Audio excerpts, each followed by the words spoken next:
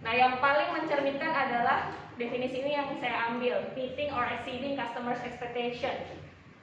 Mencapai atau melebihi apa yang diharapkan oleh pelanggan. Jadi kalau udah bicara mutu, bicara customer. Customer itu siapa? Internal, eksternal.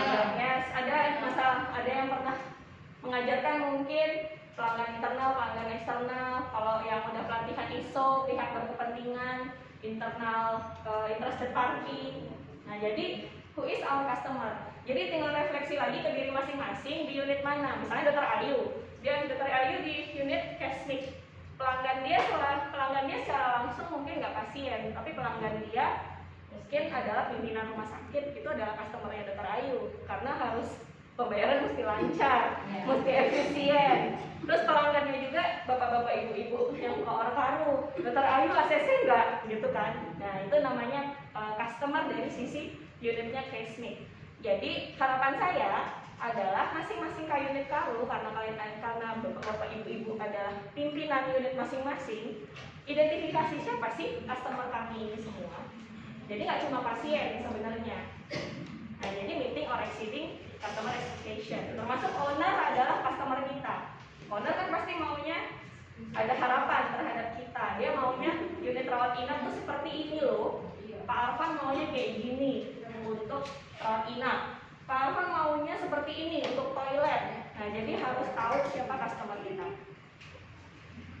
Tapi karena kita ada di rumah sakit, tentu saya perlu sampaikan quality of care, kualitas pelayanan. Kalau menurut WHO, quality of care ini ada yang kuning-kuning, saya kuningin health outcomes, hasil dari pelayanan kita, konsisten, sama professional knowledge. Jadi dari bahasa Inggris yang rumit ini, quality of care is the degree to which health service for individual and population. Quality of care adalah suatu derajat layanan yang kita berikan kepada suatu individu atau suatu populasi untuk meningkatkan hasil dari derajat kesehatan mereka. Jadi diharapkan kalau kita memberikan pelayanan berkualitas, harusnya sih kesehatannya meningkat. Dari nggak sadar jadi agak sadar-sadar dikit. Meningkat ya. Terus yang nggak bisa jalan jadi bisa agak geser-geser dikit gitu. Itu peningkatan health outcomes, likelihood of desire, apa yang diharapkan, dan harus konsisten dengan professional knowledge. Makanya kita semua punya kewajiban untuk meningkatkan profesional atau pengetahuan kita secara profesional di semua bagian, mau kasir, mau marketing, mau AR, accounting, mau yang rekam medis, semuanya harus punya kesadaran untuk meningkatkan professional knowledge. Karena apa? Kan namanya pengetahuan itu berubah ya. Ada yang berubahnya cepat, ada yang berubahnya ya agak lama lah, 10 tahun baru berubah. Tapi berubah. Siapa tahu dulu mungkin kalau kasir bekerjanya seperti ini, pakai manual dan sebagainya, sekarang nggak bisa seperti itu. Misalnya, itu namanya meningkatkan professional knowledge. Balik lagi.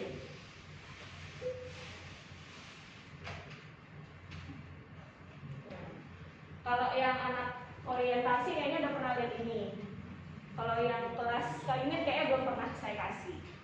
Jadi manajemen mutu rumah sakit itu bicara ini semua, bukan bicara akreditasi aja sebenarnya. Jadi manajemen mutu rumah sakit ada di saya, komite mutu, dan ada di bapak ibu semua. Karena intinya adalah dari bisnis operasional. Kemudian di dalam bisnis operasional ada manajemen proses. Manajemen proses apa sih? Kan proses dari pasien datang, dirawat, kemudian dipindahkan, transfer pasien internal, kemudian dipulangkan. Itu namanya proses. Itu di manage, dikelola. Ada MOD misalnya, bagian dari menerima, bagian koordinasi, bagian tapi nggak bisa next. Seru. Sorry. Oke. Nah, kemudian ada manajemen risiko. Manajemen risiko, ilmu berandai-andai, tapi berandai-andai yang benar. Kenapa saya bilang berandai-andai? Karena namanya risiko biasanya seringnya belum terjadi atau dulunya pernah terjadi dan kita harapkan depannya nggak terjadi. Itu manajemen risiko, itu juga dikelola. Itulah bisnis operasional kita, berusaha mengelola proses yang kita jalani day by day dan berusaha mengelola risiko. ditentukan dari risiko, peluang, isu internal dan eksternal. Ini saya refresh lagi. Apa sih risiko, peluang? Nah, masing-masing unit lihat lagi. Saya sebagai unit PPI, atau mungkin kalau PPI terlalu luas ya, mungkin rawat jalan, poliklinik. Risiko saya di poliklinik itu banyak, dari mulai risiko infeksi dok misalnya. Terus apa lagi kira-kira ada yang kalau di poliklinik ada risiko apa sih dari proses poliklinik itu? Identifikasi pasien, Salah identifikasi, oke. Salah proses, kemudian penginputan MNREG, data salah pasien, input metrek, kemudian salah appointment, salah appointment. Nah, itu kan salah. Sebenarnya risikonya adalah misalnya cedera pasien nih karena kepleset akibat tidak ada penanganan untuk risiko jantung, itu risiko. Kemudian peluangnya apa? Di poliklinik itu kita punya peluang untuk saat ini sih kapasitas 100 nih misalnya, tapi sekarang kita punya peluang untuk meningkatkan 20 lagi. Karena misalnya nih, karena saya punya sekian ruangan dengan sekian jam yang masih kosong, itu namanya peluang. Jadi ada sesuatu yang bisa kita tingkatkan dari proses yang sudah ada. Nah, itu mesti kembali lagi ke masing-masing unit. Kenali dulu prosesnya, mau ngapain, baru dapat risiko, peluang. Kemudian isu internal dan eksternalnya apa? Aduh, bisa sih dok peluangnya menambah pasien, tapi tenaga saya nggak ada. Itu isu internal. Tenaga saya nggak cukup saat ini karena lagi ada yang sakit, lagi ada yang cuti, lagi ada yang bla bla bla bla. Kemudian isu eksternal, dan secara eksternal BPJS tuh lagi kurang oke dok ininya hubungannya dengan kita. Jadi pasien banyak yang nggak kita. Itu namanya isu eksternal, di luar kuasa kita, tapi ada hubungannya sama proses. Nah, jadi yang perlu direfleksikan dari materi ini adalah apa sih risiko unit saya di rekam medis atau di farmasi. Kemudian apa sih peluangnya? Apa sih isu internal saat ini? Kemudian masuklah tata kelola. Di situ ada berfokus pelanggan, perencanaan, ada yang manajemen sumber daya, ada tinjauan manajemen. Semua kita tahu ya tinjauan manajemen. Saat kita mengevaluasi apa yang sudah kita lakukan semua. Kemudian yang tidak kalah penting karena kita ISO 14001 pencegahan pencemaran. Itu masuk ke dalam tata kelola dan kepentingan. Itu masuk semua ke dalam input, diproses, keluar outputnya yang kita pengen keluarnya kepuasan pelanggan. Terlepas siapapun pelanggan kita yang kita tuju dari unitnya. Jadi supaya masing-masing unit biarpun nggak berhubungan langsung sama pasien, ketemunya komputer aja tiap hari, jangan merasa tidak punya pelanggan. Kalian semua punya pelanggan, kita semua punya pelanggan. Jadi ujung-ujungnya ya ini pendukungnya. Kalibrasi, seleksi supplier, pengendalian dokumen, manajemen informasi, audit internal. Ini dapatnya dari mana? Kalau kita tahu persyaratan pelanggan, customer tuh mau apa sih dari kita?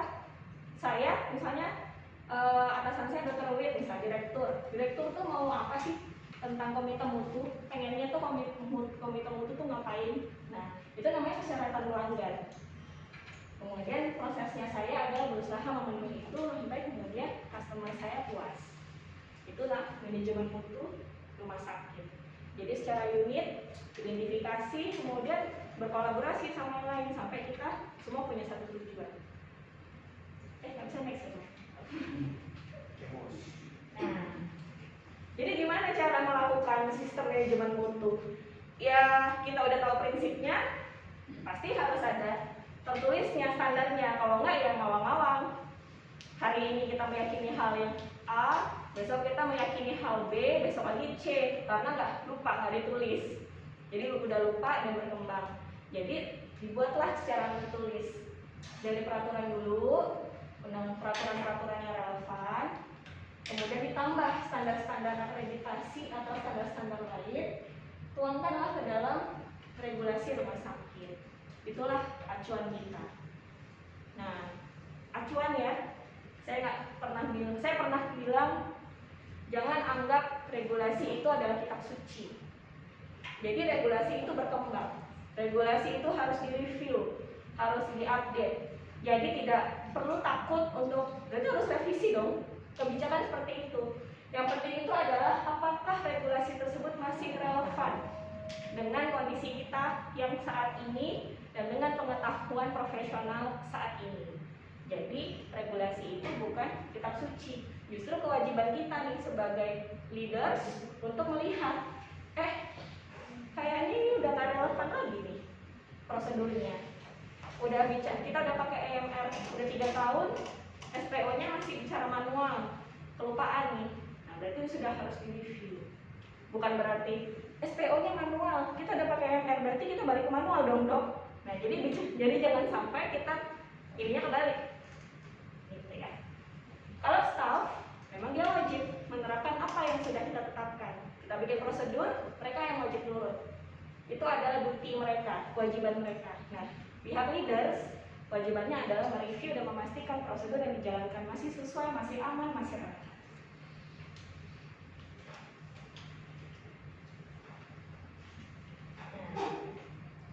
Kita masuk ke tadi ya, sistem manajemen mutu. Ini singkat aja karena semuanya sudah terpapar ISO.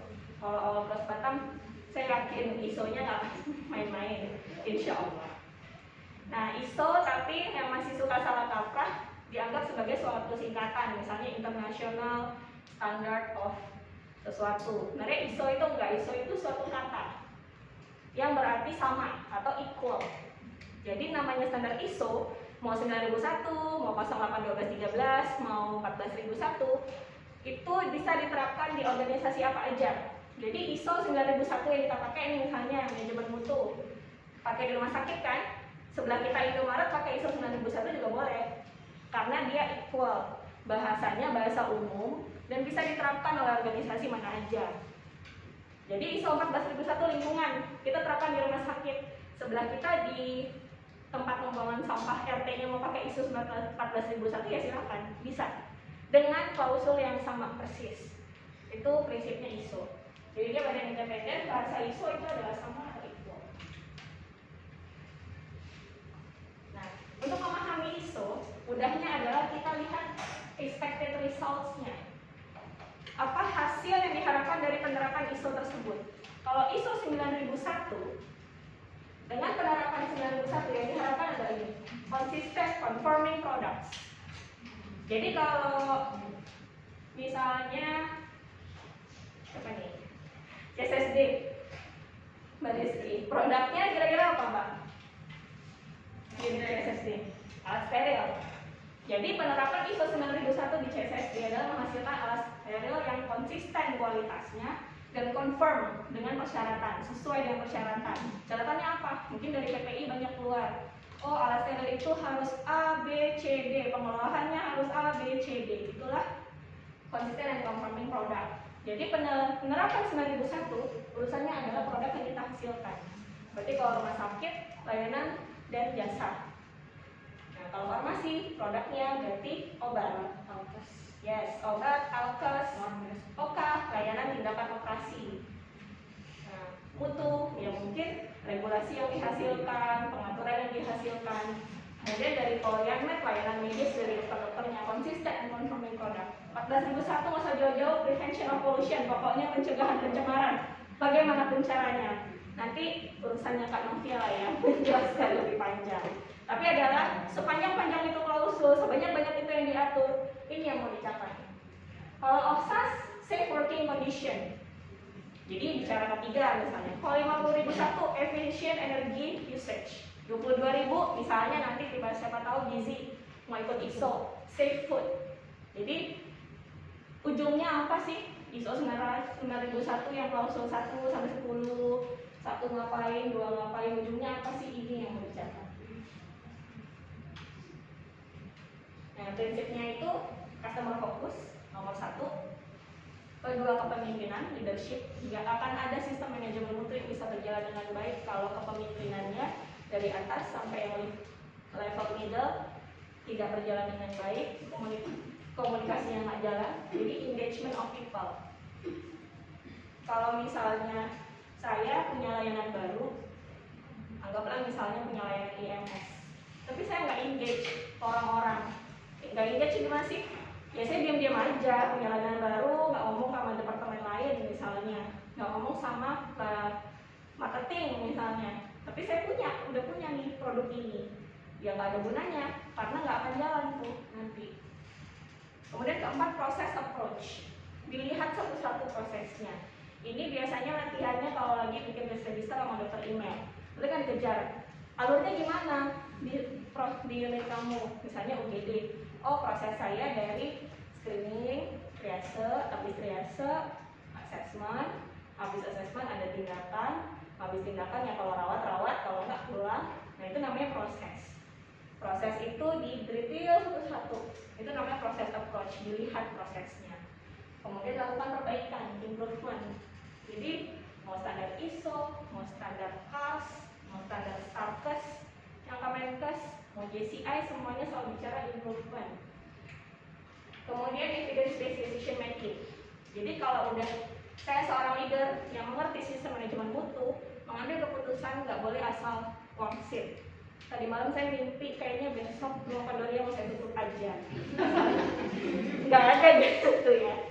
Atau enggak, ini nggak usah di sini tempatnya, kita ke ruang obat jangan di sini, kita pindahin ke sana ujung. Kenapa Bu? Ya nggak apa-apa, pengen aja. Nah jadi kalau sistem manajemen mutu nggak boleh, harus ada evidence based decision making. Ada dasar yang dipakai, dasar tertulis, dasar yang bisa dijadikan acuan. Mau dari referensi silahkan, mau dari data sendiri boleh. Oh saya punya data dok, setahun terakhir ternyata kalau lemari obat di sini banyak hilang sekian ampul. Misalnya ini data saya. Kalau referensi mau nyari kemana juga nggak ada referensi begitu. Tapi itu adalah evidence based decision making. Kemudian relationship management, maksudnya gimana? Ada aturan di kita yang mengatur kalau mau meeting antar koor tuh kapan sih, bagaimana. Kalau ada masalah di pelayanan, siapa sih yang terlibat? Itu namanya relationship management. Kalau ada komplain terkait ini, customer-nya mesti kemana sih? Nah, misalnya terus marketing tiba-tiba dapat email penawaran harus ke siapa? Nah, itu namanya relationship management. Jadi nggak kayak hutang rimba. Jadi semua sudah ada pengaturannya untuk relationship management antara vertikal maupun horizontal. Sampai sini ada tambahan? Kurang setuju misalnya oke ini nggak setuju. Ya, bercanda ya. Nah, setelah tahu prinsip 7 prinsip tersebut, ini PDCA approach karena semua standar mutu, JCI, CARS, STARKES, ISO, semuanya pendekatannya adalah plan, do, check, action, siklus. Kita perencanaan dulu, misalnya di farmasi perencanaan itu siapa aja supplier, mau berapa banyak belinya, apa aja yang mesti dibeli, terus harganya berapa, itu namanya planning. Kemudian do, melakukan, habis itu check yang udah dilakukan ini sesuai nggak sih sama plan. Kemudian kalau nggak sesuai sama plan terus mau diapain, ditindaklanjuti, muter lagi ke plan lagi. Jadi semuanya itu selalu do, check, act. Jadi PDCA approach. Jadi kalau misalnya disuruh bikin PDCA untuk indikator mutu, sebenarnya itu hanya simulasi kecil dari seluruh proses yang sebenarnya selama ini sudah kita lakukan. Biarpun dokumen programnya kalau nggak akreditasi lupa, masih 2019, 2020, 2021, 2022-nya lupa. Tapi sebenarnya kan secara implementasi semuanya udah melakukan. Oh, tahun ini perencanaan pelatihan adalah sekian orang, ini yang belum pelatihan, bla bla bla, itu namanya plan. Nah, jadi makanya dituangkan dalam strukturnya 69001 adalah plan itu saat kita menetapkan tujuan, kemudian kita menetapkan komitmen kita mau ngapain, kemudian merencanakan, lalu memastikan sumber daya atau supportnya itu sesuai supaya bisa kerja. Udah merencanain mau layanan TRB misalnya, human resources-nya nggak ada, gimana mau ke tahap operation. 8, klausul 8 ini supaya latihan pas jadi auditor internal ya. Ini rata-rata auditor internal kan soalnya. Nah, inilah klausulnya ISO tuh bicara ini. Nah, ini waktu operation. Operation itu dari mulai planning and control, kemudian requirement of product. Maksudnya gimana? Produk saya di UGD misalnya pelayanan emergency. Requirement saya, persyaratannya adalah harus sesuai ESI-nya adalah 1, 2, 3, 4, 5. Pelayanan ESI 1 seperti ini, ESI 2 seperti ini, 3 seperti ini. Itu namanya menetapkan persyaratan layanan yang mau dilakukan. Kemudian kalau mau ada pengembangan di sini juga. Lalu release of product and service sama kontrol. Pada saat kita melakukan pelayanan, pasti kan harus ada kontrol, harus ada pengendalian yang dilakukan. Itu di operation itu. Kemudian sudah selesai, dilakukan evaluasi secara berkala 3 bulan sekali misalnya, atau pas internal audit internal itu bagian ngecek, makanya sering ada temuan ini itu segala macam, itu bagian cek. Kemudian tindak lanjutnya udah ketemu di audit internal, terus mau diapain? Corrective action, PTK itu yang nanti dokter email, ayo PTK-nya yang belum closing, permintaan tindakan korektif. Nah itu tuh di bagian sini nih. Kemudian misalnya isi PTK-nya adalah mengajukan pelatihan terhadap staf NICU misalnya untuk melakukan resusitasi, untuk dapat melakukan resusitasi neonatus karena pada saat ini 2 dari sekian perawat belum memenuhi, padahal standarnya harus 100%. Masuknya ke plan lagi kan, direncanakan, balik lagi. Jadi itu aja sebenarnya sistem manajemen mutu sebenarnya. Nah tinggal bagaimana konsistensi kita melakukan. Ini sekilas saja ya, karena kan ini udah ditempel di lantai basement. Ada yang nggak? Ini yang ada di lantai basement di depan counter kasir. Enggak, pada yang nempel kayaknya. Iya. Ini karena kecil ya. Ini sebenarnya bisnis proses kita secara gedenya lah. Jadi maksudnya menggambarkan bahwa bisnis proses kita itu kalau dibikin gambar kayak petanya MRT. Ada kayak petanya MRT, ada awal, ada ujung, terus kemudian ada beda-beda jalur. Misalnya merah ini jalur emergency, jalur cepat, jalur sito. Yang hijau biasa-biasa aja karena ke poliklinik. Kemudian jalur kuning adalah jalur rawat inap. Kemudian jalur biru adalah jalur farmasi, pelayanan obat. Kemudian yang ungu itu sebenarnya udah selesai. Setelah transaksi itu jalurnya administrasi si kasir. Biarpun sebenarnya proses kita itu nggak selempeng ini. Nanti dari sini sebenarnya kalau kita tritilin lagi proses yang sebenarnya yang saat ini berdasarkan SPO bisa aja ini ruwet banget. Dari sini ada anak sini, dari kasir ada balik lagi ke sini karena konfirmasi PBO bla segala macam. Nah itu makanya yang kita inginkan proses kita clean. Suatu saat akan clean. Jadi benang-benang kusutnya dengan kita melakukan proses approach tadi diharapkan bisa dikurangi benang kusutnya 1, dikurangi lagi benang kusutnya 1. Yang balik dari sini misalnya dari penerimaan resep bisa balik lagi ke sini misalnya peresepan karena konfirmasi dulu segala macam itu bisa dikurangi ya. Jadi itu tujuan kita adalah menghasilkan peta MRT yang clean dan enak dilihat karena itu yang diharapkan pasien kita. Kalau kita pun jadi pasiennya pasti mau hidup juga, gak mau tersesat di antara benang kusut di tengah-tengah proses yang tidak terkelola dengan baik. Itu tanggung jawab kita si kepala-kepala unit ini. Nah, jadi proses sama sistem manajemen mutu udah oke. Saya punya waktu berapa? Setengah jam lagi ya berarti, karena kita mulai 3:30 ya. Jadi, nah internal audit ini nggak banyak-banyak, karena hampir semuanya adalah auditor internal. Nah karena tadi sudah tahu klausul-klausul bicara apa, sistem manajemen mutu bicara apa, jadi saya harapkan di next cycle untuk internal audit bisa udah mulai refresh lagi. Oh kira jangan, siapa tahu ada temuan-temuan baru yang sebelumnya belum pernah ditemukan, maksudnya belum pernah terangkat. Karena kita kadang-kadang punya kayak collective knowledge, kayak punya kesepakatan kolektif padahal nggak janjian, tapi bisa tuh temuannya bisa seragam antara satu auditor dengan yang lain. Nah padahal unit yang dilihat itu beda-beda prosesnya. Contohnya B3 kan? Iya, kalau B3 itu agak susah dijalankan. Susah sih, nggak bisa diutuhkan. nggak bisa diungkapkan dengan kata-kata. Ya, jadi sebenarnya seperti itu. Saya berharap mudah-mudahan nanti kita bisa menemukan hal-hal baru pada saat audit internal cycle yang selanjutnya di masa depan. Kalau tahapan prosesnya saya rasa udah pada tahu, tinggal minta WA dan tutur email, tapi kurang lebih begini. Ini udah standarnya. Jadi yang bagaimanapun audit internal, kalau sesuai standar ISO yang sudah kita pelajari, scope-nya dulu. Kalau scope kita adalah hospital services, berarti semua. Kemudian metodenya daring, langsung, ada biasanya kita kan wawancara, ada telusur dokumen, ada observasi proses. Biasanya itu yang paling umum. Wawancara, observasi, telusur dokumen. Jadi masa bingung-bingung apa sih audit method itu? Dengan wawancara, memastikan dengan dokumen, kemudian dengan observasi proses. Kemudian dipilih audit timnya. Kalau kita sih udah di SKI, udah ada nama-namanya. Kemudian audit plan. Kapan mau dilaksanakan?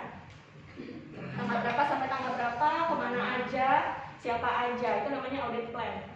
Kemudian 5, nah ini ada di dalam langkah, tidak boleh dilupakan. Making contact with auditee. Jadi nggak boleh tiba-tiba datang, saya mau audit hari ini. Jadi harus kontrak waktu, harus janjian. Nggak ada tuh namanya sidang, kita bukan pejabat. Jadi kita auditor, ikutilah prosedur dan etika auditing yang baik. Jadi making contact with auditee. Kemudian opening meeting. Ini sebenarnya 5 bisa bertukar tempat, nggak masalah. Tapi yang penting biasanya ada opening meeting. Kemudian audit prosesnya dilakukan, ditemukanlah temuan-temuannya itu. Kemudian ada data, PTK, permintaan tindakan korektif. Setelah selesai kemudian closing meeting, baru keluar audit report. Jadi ini cycle-nya gini-gini aja. Tinggal bagaimana kita bisa menghasilkan. Yang kita harapkan adalah dari audit internal itu bukan cuma formalitas melaksanakan program mutu, tapi kita maunya ada leverage, ada daya ungkit untuk organisasi kita, untuk unit kita. Jadi biasanya kalau orang di luar unit, orang luar yang melihat, biasanya ketemu ada sesuatu yang nggak kita lihat setiap hari, ada aja. Nah, jadi kita punya proses perbaikan. Jadi kita harus terbiasa menerima temuan, terbiasa menerima peluang perbaikan. Karena memang itu tujuannya. Kalau baik-baik aja nggak seru, nggak ada beruntungnya kalau nggak dikejar-kejar atau email kan? nggak ada tantangannya. Nah, prinsipnya ada. Tadi mungkin banyak yang salah. Bukan profesionalisme yang utama, integritas dulu yang utama. Integrity. Kan nggak hafal doang dalam. Iya kan belum ada ini loh. Maksudnya, memang saya sengaja supaya pada saat materi memperhatikan. Maksudnya adalah above all, profesionalisme itu gampang. Orang bisa profesional tapi tidak punya integritas. Jadi integrity itu is everything. Itu adalah yang pertama. Kedua adalah good presentation. Maksudnya bukan bikin PPT, bukan. Tampilan kita. Hargai orang yang akan kita audit. Maksudnya adalah ini berlaku juga, siapa tahu nanti akan mengaudit. Siapa tahu nanti tiba-tiba dapat kesempatan audit silang ke rumah sakit lain yang di grup. Jadi good presentation, tepat waktu, berusaha selalu tepat waktu, janjian jam 8, dengan auditi ya jam 8. Kemudian kalau memang jam 8 sampai jam 9 misalnya kita janjian, jam 8 sampai jam 9 itu namanya good presentation. Kita memberikan presentasi baik kepada auditi kita. Kemudian profesionalisme. Sebenarnya profesionalisme dengan good presentation harusnya bisa berbarengan. Nah, tapi secara prinsip dia tersendiri. Kemudian confidentiality.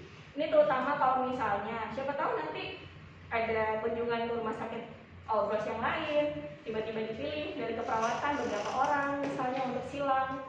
Jadi tetap kerahasiaan data yang kita hadapi. Jadi nggak boleh tuh nanti sambil ngomong di morning bakery misalnya kan, ih jorok banget itu di toilet lantai 3 itu, ya ampun gitu. Nah, itu namanya confidentiality. Kemudian minimize bias of conflict. Makanya biasanya sih ini biasanya kan ketua auditor akan menghilangkan, nggak akan misalnya manajernya akan mengaudit unit di bawahnya secara langsung, itu supaya minimize bias, supaya nggak ada conflict of interest. Jadi biasanya disilang. Nah, tapi kalau kadang-kadang kan ketua tim kan nggak ngeh nih, mungkin ada konflik lain yang nggak diketahui ketua tim, entah lagi berantem kali ya, Bukan gitu kan? ya. Jadi maksudnya kita mengurangi itu, kita harus minimize bias. Jadi sebisa mungkin objektif apa sih yang harus kita paparkan. Jadi tadi floor. Jadi kalau mau ngasih temuan, jangan nyusahin yang si unit si auditi. Udah temuannya banyak, tapi mesti mikir ya temuannya yang mana. Waktu wawancara kok kayaknya nggak ada ditanya, tapi kok tiba-tiba muncul di PTK. Kadang-kadang kita suka gitu ya. Waktu lagi audit, very good, tiba-tiba loh PTK gitu. Dia udah bisa makan sendiri tanpa pasal ya. Jadi maksudnya apa sih masalahnya? Jangan lupa dikasih tahu lokasi di mana ditemuinnya. Oh di Pandori itu banyak dok. Saya punya ruangan dari depan sampai belakang. Di kamar yang mana misalnya? Misalnya obatnya ada 1, 2, 3, ada RR gitu. Kemudian jadi supaya kan kita maunya diperbaiki ya, bukan ngerjain orang gitu ya. Jadi kita mau perbaiki bukan ngerjain orang, kasih tahu di mana. Kemudian objektif, bukti spesifiknya, misalnya SPO tidak sesuai, SPO-nya yang mana, judulnya apa misalnya, yang nomor sekian Ditemukan. atau formulir tidak ada nomornya, formulir yang mana, boleh difoto misalnya bingung menjabarkan. Apa yang jelas supaya gampang ditindaklanjuti. Kemudian reference ini yang suka misalnya di PTK kita tuh, klausul mana sih? Gitu. Kalau standar misalnya FMS berapa sih? Gitu. Karena supaya apa? Supaya kita belajar objektif. Jangan sampai kita cari-cari temuan, menurut kita kayaknya kurang pas, tapi lupa kenapa ya kurang pas? Ya nggak boleh gitu. Jadi coba cari. Jadi sebagai jadi sebagai auditor punya tanggung jawab profesional. Jangan sampai auditornya juga tanya ini yang mana sih standarnya, yang mana ya, jangan gitu lah. Jadi kalau misalnya pada saat itu belum bisa jawab, mungkin setelahnya kan bisa cek lagi. Oh ternyata yang ini nih, nanti itu lagi ke audit kan teman-teman kita juga. Jadi pastikan komunikasi itu berlangsung. Dikerjakan tapi nggak tahu kalau namanya tuh progresnya apa. Iya. Singkatannya ya kan. Makanya saya bilang ini sebenarnya banyak info. Foto kan deh, foto. Nih kalau nggak OJT gitu, langsung dia lompat. Udah pertanyaan audit internal? Ini udah paham ya? Tapi kan ada di SK nggak auditor? Udah dong. Nah jadi itulah audit internal. Karena kita rutin melakukan. Kalau di PTK kan bahasanya ini cuma bahasa apa tuh? Nggak paham ya kan? Padahal kau bilang gini loh, ditemukan gitu kan? Ya udah itu Pandori ya, begini. Yes. Nah tadi ada yang menarik, Bang Andi sempat bilang SMART, SMART. Nggak tahu juga kok ya? Spesifik, measurable, kemudian hanya Target. jadi Ya, itu biasanya untuk PTK. Jadi apa yang mau dilakukan itu spesifik, ya sosialisasi besok sama siapa, apa materinya, apa yang mau diiniin, berapa lama mau dicapai dan sebagainya. Itu untuk PTK memang bagusnya sifatnya smart. Jadi kita bisa lebih dalam lah ya. Saya belum masukkan ke dalam sini. Oke, sistem manajemen mutu selesai, audit internal selesai. minum lah. Saya cuma tinggal punya 2 lagi, akreditasi rumah sakit sama tentang sistem pelaporan insiden. Akreditasi rumah sakit harusnya sih udah khatam ya, harusnya.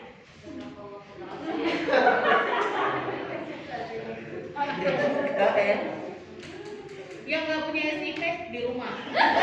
Nanti temuan. Tapi mau tampil kayak nggak bisa, harus tulis. Ini anggap permulaan sebelum melatih champion. Ya ini kali karunya dulu yang di reveal ya. Jadi kadang-kadang memang udah paham, tapi fokus sama standarnya sendiri aja. Iya betul. Kayak kadangnya FMS dari A sampai Z hafal ya. Begitu dikasih patient center care, yang mana itu?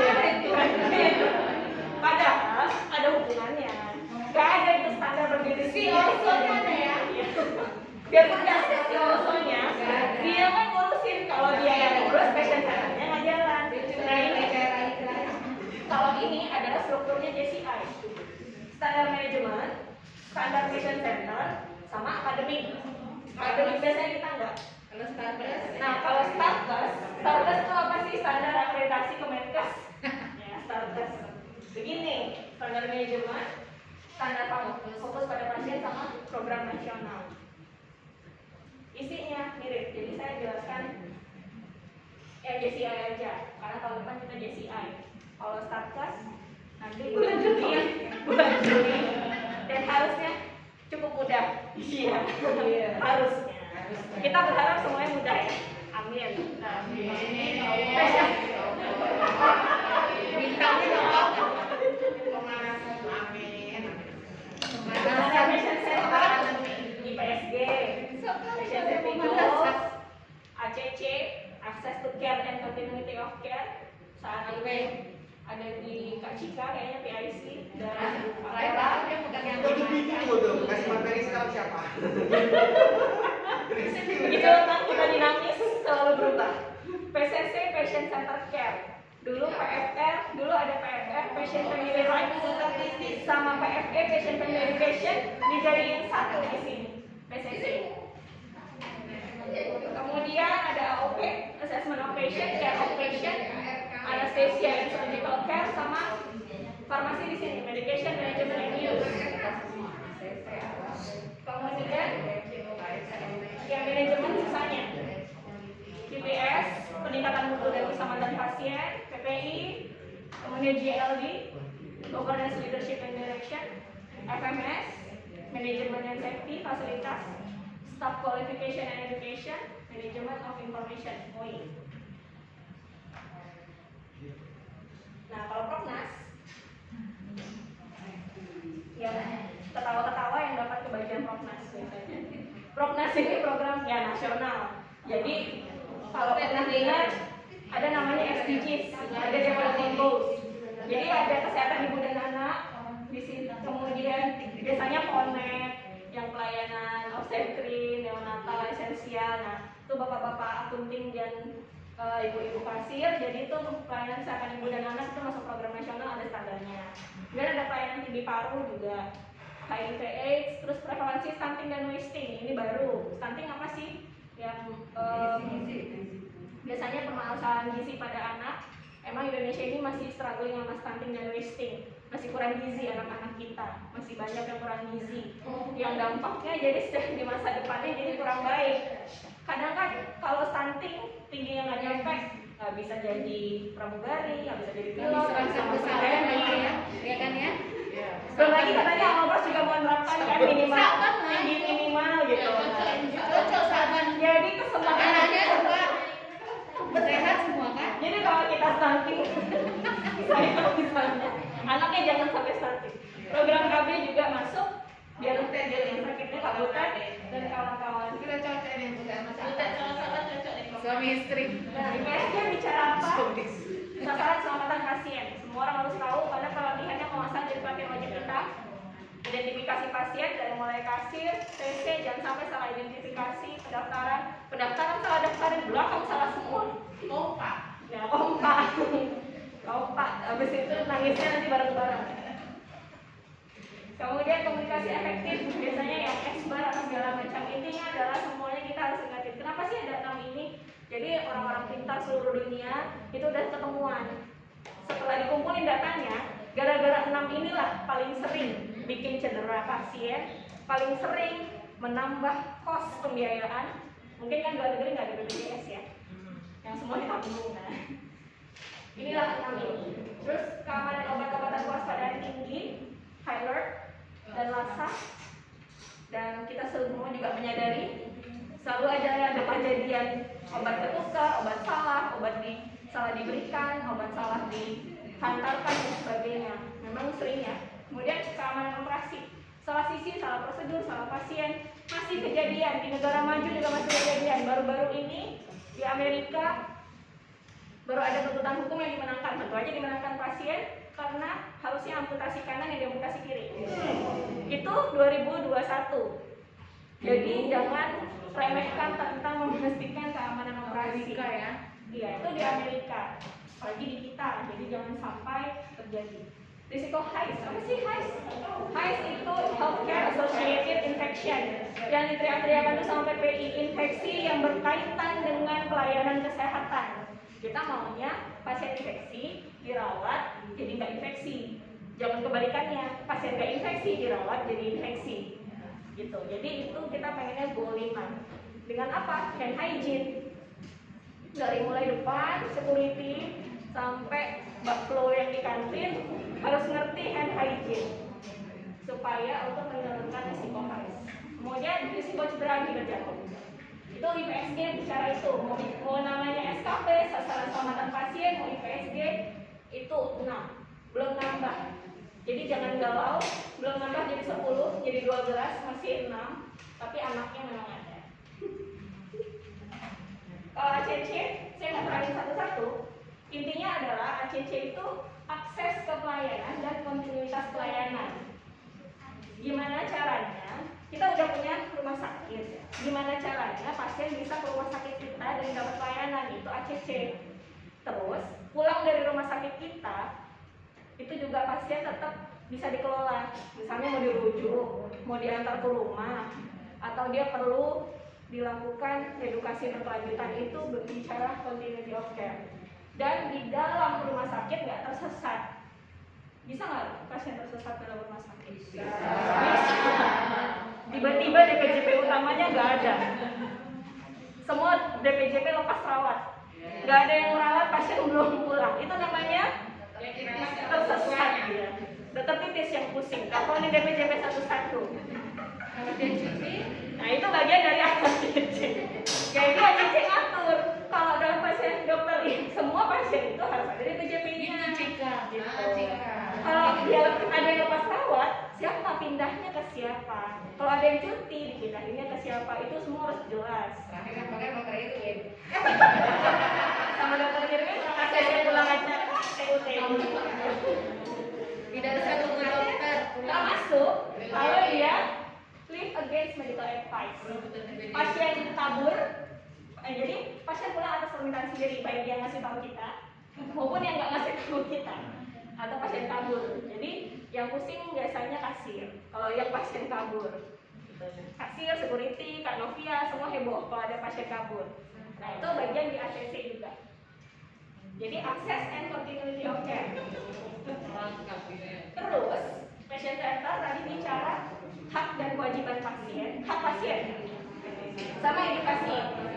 Jadi ya hak pasien secara spiritualitas, secara religiusnya dia, kemudian secara preferensinya dia. Misalnya dia muslim, dia nggak mau makanan yang non halal, ya siapa tahu kan. Kalau di luar negeri kan ada aja disediakan gitu. Jadi makanya di JCI ada, jangan sampai salah. Kemudian yang udah jelas-jelas bilang alergi telur, kita kasih pula omelet gitu. Iya, jelas nggak suka tempe dikasih. Kemudian dia udah bilang, saya nggak mau penyakit saya HIV ini diketahui oleh keluarga saya, hanya ABCD yang boleh tahu. Jangan sampai kita langgar. Nah itu masuk di sini, patient center Itu nggak care. enak.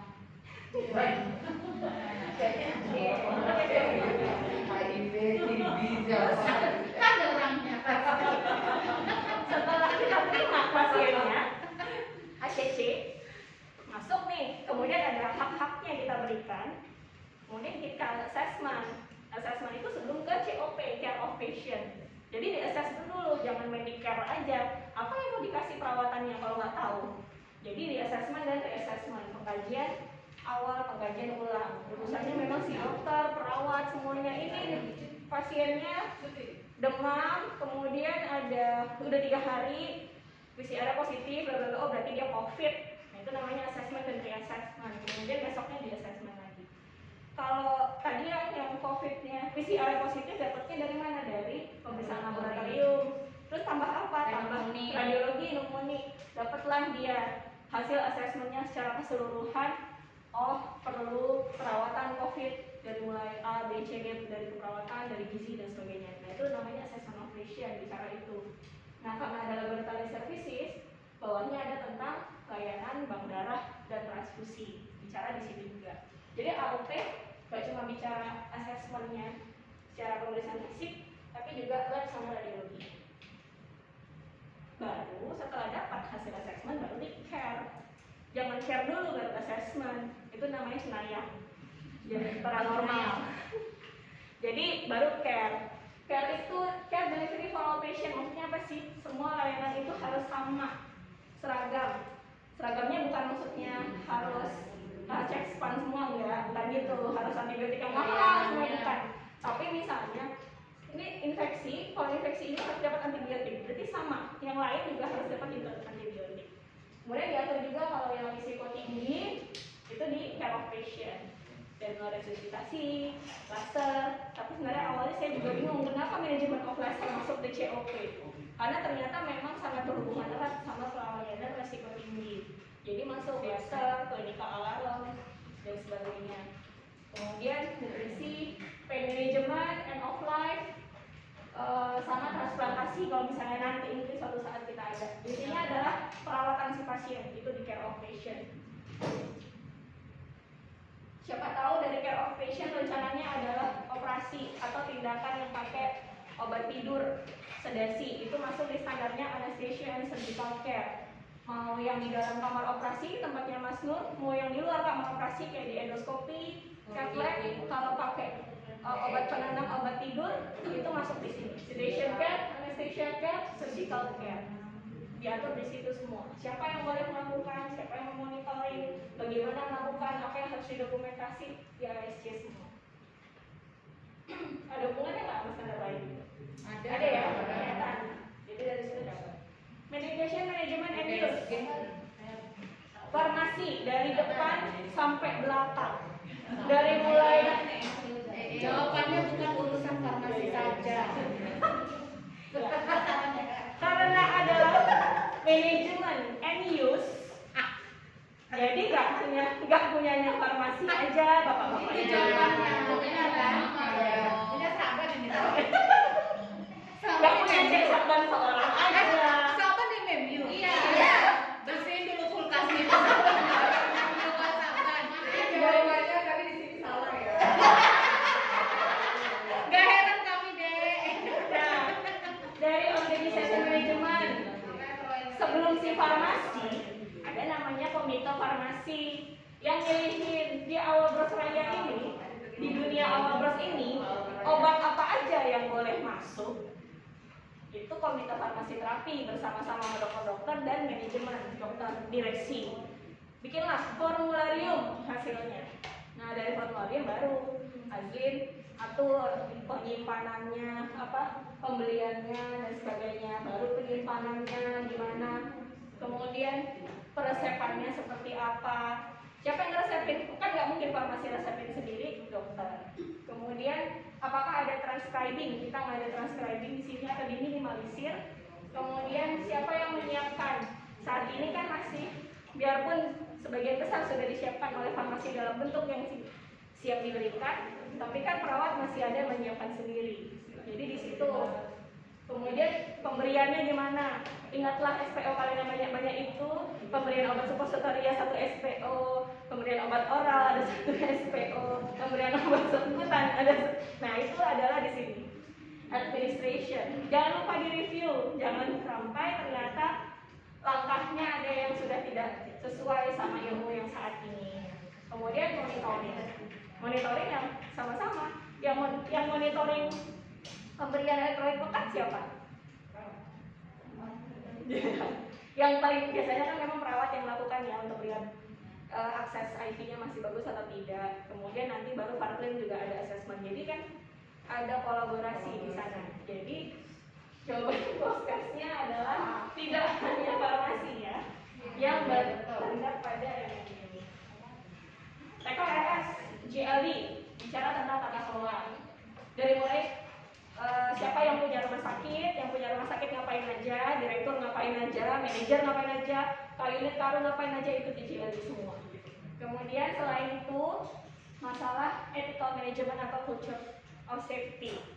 Jadi yang menetapkan budaya keselamatan, menetapkan panduan etik, kode etik rumah sakit itu adalah tata kelola kepemimpinan. Dari yang paling tinggi sampai middle seperti K-unit. Jadi panduan etik itu keluarnya di JLD. Kemudian kalau ada pendidikan, misalnya kayak rumah sakit pendidikan itu situ juga. Sama kalau ada penelitian. Jadi kayaknya tadi ada soalnya juga, saya juga lupa itu. Kemudian PPI perlu saya jelaskan? Nggak usah. Oke. Nggak jelasin ke mereka. PPI adalah bicara dari programnya dulu, pencegahan sama pengendalian. Dari gerbang masuk rumah sakit sampai keluar limbahnya. Kemudian apakah sendiri komite PPI? Enggak. Tapi dia menetapkan GBHN-nya lah, garis besar haluan negaranya. Seperti apa sih? Kemudian risk reduction, area of focus. Maksudnya adalah dari sekian rumah sakit ada 60 unit misalnya. Mana sih unit-unit yang risiko tinggi infeksi? Biasanya kan dari PPI ada ICU misalnya. Nah, kemudian apa yang harus dilakukan untuk mereduksi risiko infeksinya? Kemudian bicara mencegah transmisi. Jadi transmisi ada airborne, droplet misalnya, kemudian bloodborne kah atau kontak. Jadi bagaimana cara mencegahnya? Di situ masuk di dalam situ preventive transmission ada global communicable disease. Ini yang COVID pandemi dan sebagainya, monkeypox yang lagi heboh, kemudian hepatitis yang tidak diketahui sebabnya. Nah, itu mainnya di sini. Kemudian quality improvement dan program education atau diklat. Jadi diklatnya ada standarnya sendiri untuk PPI. Mos-mosan juga ya. FMS. Ini Kak Novia Sari. Enggak sih, sebenarnya. Jadi lingkupnya FMS itu diatur siapa bertanggung jawab sama apa. Misalnya tentang facility, tentang umum. Kalau lapor water intrusion itu sama siapa? Itu udah diatur. Manajernya siapa? Kalau masalah staff yang needle stick injury, ketusuk jarum atau jatuhlah dari tangga itu pas turun, kecelakaan kerja, itu punyanya siapa? K3RS. Itu diatur di sini, leadership and compliance. Kemudian kalau soal kebakaran, siapa yang bertanggung jawab? Nah, jadi bagian FMS harus memastikan itu supaya orang nggak nyaru. Biarpun orangnya Novia Sari juga, tapi harus tahu bahwa saat saya lapor tentang bel toilet tidak berfungsi, itu saya lapor perannya Kak Novia Sari dalam sebagai koordinator umum misalnya.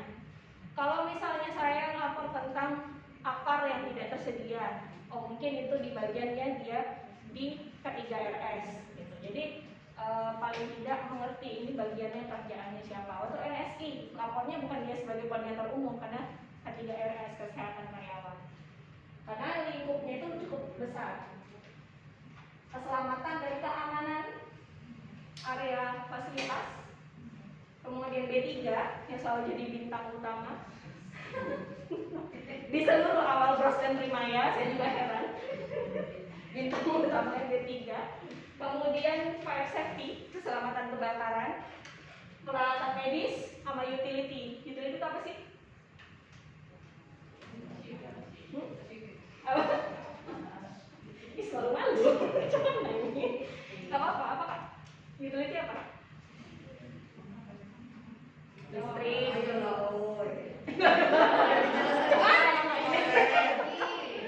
Mana ada paling penjelasan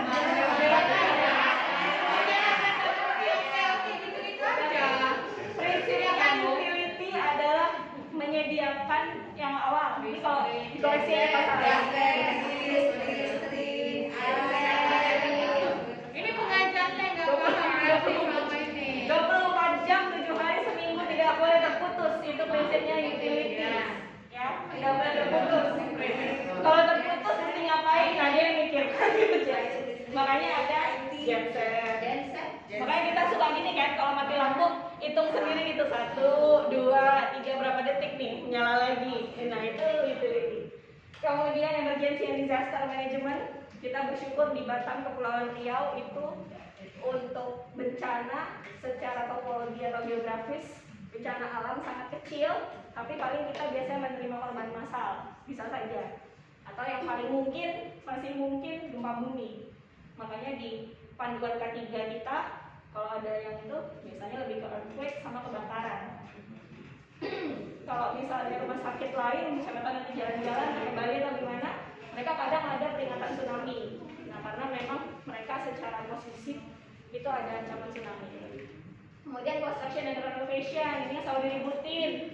Kalau mau renovasi, mau konstruksi, jangan lupa buat ICRA, ya, buat PCRA-nya. Karena apa? Ada getaran, ada kebisingan, ada debu, kemudian dan segala macam poinnya itu ya di PCRA. Karena intinya kan supaya pasien nyaman ya, dan kita pun juga yang bekerja aman dan nyaman. Kemudian education latihan, itu FMS, SQA, Staff Qualification Education yang selalu dikejar-kejar, kredensial, OPPE, evaluasi uraian tugas dan sebagainya. Intinya di SQA itu ngatur perencanaan. Satu awal beras Batam ini perlu tenaga itu kalau dia beroperasi secara penuh dan sesuai semua tujuan-tujuan layanan-layanannya semua buka, perlu berapa karyawan? Itu di sini direncanain. Oh, butuh perawat 500 misalnya. Sekarang masih 400. Oh, berarti mesti nyari 100 lagi. Mana Bu Dewi? Ya, itu SQA, ada planning. Kemudian ada health and safety, bekerja sama-sama FMS, keselamatan dan kesehatan karyawan. Kemudian medical staff itu diatur siapa aja dokternya, gimana kewenangan klinisnya. Jadi nggak sembarangan. Kalau maunya JCI, nggak tiba-tiba nerima dokter dari lulusan ujung kulon masuk langsung praktek, nggak bisa. Sama perawat juga gitu, nggak bisa lulusan tak dari mana, bawa ijazah, terus langsung besok mau kerja.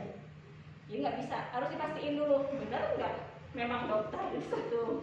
Kedua, benar nggak memang lulusan universitas A, jangan-jangan yang B. Kemudian benar nggak memang mampu. Oh, ternyata lulusnya aja 20 tahun misalnya dokternya. Itu jadi ada proses memastikan, ya kan ujung-ujungnya melakukan pelayanan kan ya. Termasuk healthcare practitioner yang lain, tenaga kesehatan yang lain, bidan, penata anestesi, elektromedis dan sebagainya. Itu diatur supaya kualitas dan pendidikannya sesuai. Baru terakhir nih, manajemen of information. Semua informasi yang berseliweran di awal bros harus ada aturannya. Siapa bisa mengakses apa? Saya sebagai dokter boleh mengakses di HIS apa aja. Kasir boleh akses apa aja. Perawat boleh akses apa aja. Dari rekam medis boleh akses apa aja. Kalau mau pinjam gimana caranya? Terus rekam medis mau dipertahankan berapa tahun? Mau dimusnahkan atau mau disimpan, itu semua diatur di sini. Baru juga Health Information Technology, Mas IT, Akmal. Nah, apalagi kita sekarang semua sudah sangat bergantung sama HIS, saya sama IMR. Begitu IMR lemot, semua heboh. Begitu IMR nggak bisa nge-save, semua heboh. Karena apa? Kita semua datanya di situ. Dan disitulah dari IT berperan, ada replikasi supaya memastikan data itu selalu di backup dan sebagainya. Kemudian kalau mati lampu, kalau misalnya IndiHome-nya belum dibayar, mungkin nggak ya? Kan mungkin ya. Kalau misalnya internetnya nggak putus, itu nggak pernah ya. Oke, jadi internet itu sekarang masuk utility karena termasuk yang nggak boleh terputus sebenarnya 24 jam sehari karena kita sudah sangat bergantung sama internet. Jadi sangat menakutkan sekali kalau tiba-tiba internetnya down lebih dari sekian jam. Jadi ketahui bagaimana prosedurnya supaya nggak panik. Biasanya kita panik untuk sesuatu hal yang tidak kita ketahui. Ya, tinggal materi terakhir, mungkin bisa 5 menit atau 10 menit. Tapi sampai sini ada diskusi atau udah gagal pengen pulang? Oke. Ini sih refresh aja untuk laporan insiden. Tadinya saya nggak tambahkan, tapi mungkin sepertinya harus saya tambahkan karena melihat beberapa laporan patient safety incident, terus kadang-kadang masih pengkategorian insidennya masih keliru, mana yang KPC, mana yang KTD, mana yang KNC. Jadi saya refresh aja karena kan level kalian sama baru, jadi kalau bisa saya ikut mengarahkan staffnya misalnya. Kita pakai cara gampang. Kalau ada kejadian, kalau nyampe ke pasien itu maksudnya gimana dok? Oh, maksudnya udah kejadian, misalnya nih saya di unit rawat inap mau ngasih obat demam. Obat demamnya itu harusnya dosisnya 50, tapi yang saya siapkan 100 mg. Kemudian saya masukin tuh ke pasiennya. Saya baru tahu pas sudah masuk paracetamolnya. Udah selesai injeksi, pas cek lagi di instruksi dokter, kayaknya salah. Itu namanya udah nyampe ke pasien, pasiennya sudah terpapar. Itu tinggal dicari pasiennya cedera nggak ya. Kalau pasiennya cedera, berarti KTD. Tidak diharapkan. Biarpun cederanya cuma gatal-gatal aja dikit, atau cuma agak panas-panas dikit, tapi masih oke lah, pasiennya masih bisa tidur, itu tetap dihitungnya cedera. Jadi nanti tinggal cederanya dibagi lagi, apakah signifikan, minor, mayor, atau kematian. Tapi itu tetap KTD. Kalau misalnya pasien santuy aja nggak ada apa-apa, nggak ngerasa apa-apa, terus besoknya dicek SGOT, SGPT kayaknya biasa-biasa aja. Kalau yang overdosis ya, paracetamol nggak ada, ini berarti ya KTC, tidak cedera.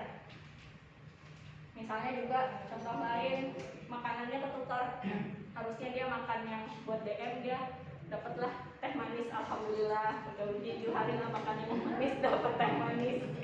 Pas dicek GDS-nya jadi 400, setelah itu masuk KTD. Tapi kalau misalnya ternyata setelah itu kok GDS-nya santai aja ya, biasa aja, masih di range dia biasa, berarti KTC, tidak cedera. Jadi kalau udah kena ke pasien, itu mainnya cedera atau enggak, mau minor ataupun berat, pokoknya itu. Kemudian kalau belum sampai, pas mau masukin paracetamol tadi ada teman yang itu berapa tuh? 100, jangan 50. Nah itu namanya KNC, nyaris, tapi udah ada pasien spesifik yang mau kita tuju, atas nama siapa gitu ya, ditarik. Atau misalnya lah farmasi, harusnya ngasih Cefixin, ngasihnya Ceftriaxone misalnya, belum sempat, nah itu KNC, karena udah spesifik, ada label pasien, ada etiket. Nah kalau KPC gimana dok? Potensial cedera. Biasanya belum ada pasien spesifik yang dituju. Misalnya ambil farmasi lagi ya. Misalnya penyimpanan obat. Di labelnya kelihatan harusnya Sanmol sama efedrin misalnya.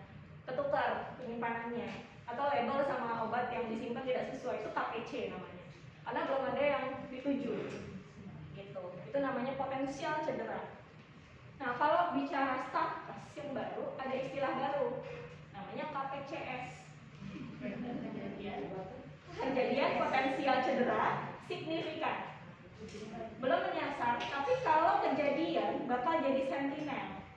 Misalnya, mungkin kejadian saya mungkin kita bisa ngambil kebakaran misalnya, sesuatu tindakan beresiko yang mungkin misalnya skip monitoring di ruang panel, misalnya jadi panas sekali, nah itu kan bisa jadi sentinel, nah, mungkin itu bisa masuk ke PCS. Memang itu tantangan, kadang lebih sulit mendeteksi yang potensi-potensi ini, dan nggak semuanya kadang kita bisa yakin 100% bahwa ini KTC, karena ada hal-hal mungkin kalau orang medis tahu bahwa mungkin efeknya baru kelihatan beberapa tahun mendatang atau beberapa hari kemudian. Nah itu nggak apa-apa, maksudnya yang penting kita paham dulu prinsipnya, nanti bisa diskusi kira-kira kita mau masukin kemana untuk ini. Jadi jangan sampai ketukar-tukar. Kemudian di sini ada adverse event, ada adverse reaction. Apa sih bedanya? Adverse event itu KTD, dia harusnya bisa dicegah kalau kita melaksanakan prosedur kita dengan benar. Kalau adverse reaction udah benar, tapi nggak bisa dicegah. Misalnya dia alergi obat, sebelumnya nggak pernah tahu ada alergi obat, itu namanya adverse reaction. Kecuali dia sudah ngomong alergi obat A, kita kasih, nah itu namanya adverse event. Itu bedain adverse reaction ya. Sentinel. Coba dibaca dulu, ini ada 2 halaman. Ada 2 halaman. Benar, Dibaca dulu aja. benar. Jadi kira-kira kejadian Sentinel bisa non-klinis nggak? Bisa. Jadi Sentinel itu bukan berarti semuanya adalah KTD yang menyebabkan kematian, tidak. Tapi maksudnya Sentinel adalah kita wajib melakukan RCA. Jadi kalau ada bunuh diri, biarpun dia sudah pulang, dia pulang nih dari UGD kita, besoknya dia bunuh diri, sebenarnya masih masuk Sentinelnya kita. Kita wajib lakukan RCA, terlepas nanti hasil RCA-nya udah oke semua nih di pelayanan kita. Jadi tujuannya RCA-nya Sentinel itu adalah untuk mendeteksi. Siapa tahu secara sistem ada yang perlu kita improve. Kematian bayi cukup bulan yang tidak diantisipasi, nggak ada penyakit, nggak ada apa-apa, tiba-tiba meninggal. Bayi cukup bulan. Nah itu harus ada auditnya atau dilakukan RCA. Kemudian bayi dipulangkan pada orang tua yang salah, ini nggak usah ngomong lah ya. Yang jelas pasti Sentinel. Ini bisa nangis berjamaah saya rasa kalau misalnya kejadian. Kemudian penculikan pasien. Nah ini perlu jadi catatan, bukan penculikan anak atau bayi, penculikan pasien, karena ternyata orang gede pun mungkin bisa diculik. Jadi masuk Sentinel. Culik aku dong. Kaburnya pasien yang menyebabkan kematian ya, bukan kabur aja terus dia ngopi di morning bakery, enggak Sentinel, tapi kabur. Iya, masih kabur tapi nggak mati. Iya. Jadi kalau dia kabur tapi habis itu ngopi-ngopi di bawah, enggak ya, enggak masuk Sentinel. Reaksi transfusi hemolitik. Nah ini kemarin sempat ada reaksi transfusi berat, cuma Ale sih, bukan cuma Ale, maksudnya ada paru. Tapi kalau dia hemolitik sampai berat itu harus dilanjutkan. Pemerkosaan kekerasan terhadap pasien atau pembunuhan. Pemerkosaan kekerasan terhadap staf. Jadi 2 ya, pasien sama staf itu Sentinel. Jadi saling jaga satu sama lain. Lanjutannya, iya, pasien yang tindakan invasif, pasien yang salah atau sisi yang salah, harusnya kanan terus kiri, menggunakan prosedur yang salah, itu masuk Sentinel secara tidak sengaja. Ya siapa sih yang mau sengaja ya? Jadi secara tidak sengaja. Kemudian tertinggalnya benda asing, kasar ketinggalan di dalam setelah operasi, gunting ketinggalan di dalam, klem, nah sekolah kejadian itu ya di beberapa rumah sakit, klem habis klem lupa gini lepas lagi. Itu jadi hati-hati Mas Dok dan kawan-kawan. Hiperbilirubin berat lebih dari 30. Jadi teman-teman yang di ruang bayi tolong aware kalau ada yang bilirubinnya lebih dari 30 berarti Sentinel. Fluoroskopi berkepanjangan dengan dosis kumulatif 1.500 rad. Ini yang ngerti kayaknya Mas Yudi aja, saya nggak paham. Ya, kemudian kebakaran lidah api, asap, uap panas atau pijaran yang tidak diantisipasi pada satu episode perawatan pasien. Berarti di ruang pasien saat dilakukan rawat inap itu masuk Sentinel. Kalau suka bau dong, tidak ada apinya tapi bau. Kalau secara bahasa sih ya, asap dan uap panas itu masuk. Berarti Jadi paling tidak, biarpun kita tidak laporkan sebagai kejadian Sentinel, karena kadang-kadang kan kita nggak laporin nih ke surveyor, tapi investigasi sama kronologisnya tetap harus ada untuk penanganan internal. kalau kebakaran karena dia termi bisa ya? Bisa. Semua kematian ibu intrafaktum. Ya, jadi ibu-ibu yang di ruang pembidanan sama morbiditas ibu derajat berat pada yang nggak berhubungan dengan perjalanan hamil penyakit pasien. Ini maksudnya ibu hamil. Ibu hamil yang derajat berat itu harus datang. Mungkin maksudnya kayak kita kan biasanya suka AMP ya, audit maternal. Ini masuk kejadian Sentinel. Ini sesuai dengan edisi 7, JCA edisi 7 sesuai dengan STARKES. Semua tadi penjelasan saya nggak ada gunanya kalau tidak ada yang report. Karena yang paling penting dari safety improvement adalah reporting. Reporting adalah central to safety improvement. Jadi laporan insiden itu memegang peranan penting dalam upaya tindakan selanjutnya. Ya kalau nggak ada laporan gimana kita tahu ya ada masalah. Jadi memang paling penting adalah kita beri kenyamanan pada staf-staf kita untuk melakukan laporan. Kemudian kita belajar terus-menerus bagaimana menanggapi laporan, bagaimana menanggapi staf yang stres karena terlibat insiden, karena itu traumatis sebenarnya untuk orang-orang tertentu terlibat, terutama KTB. Jadi kita sebagai leader harus latihan gimana sih nanggepin laporan patient safety itu. Nah, ini ada namanya just culture. Ini slide terakhir kalau nggak salah ya. Just culture. Just itu keadilan.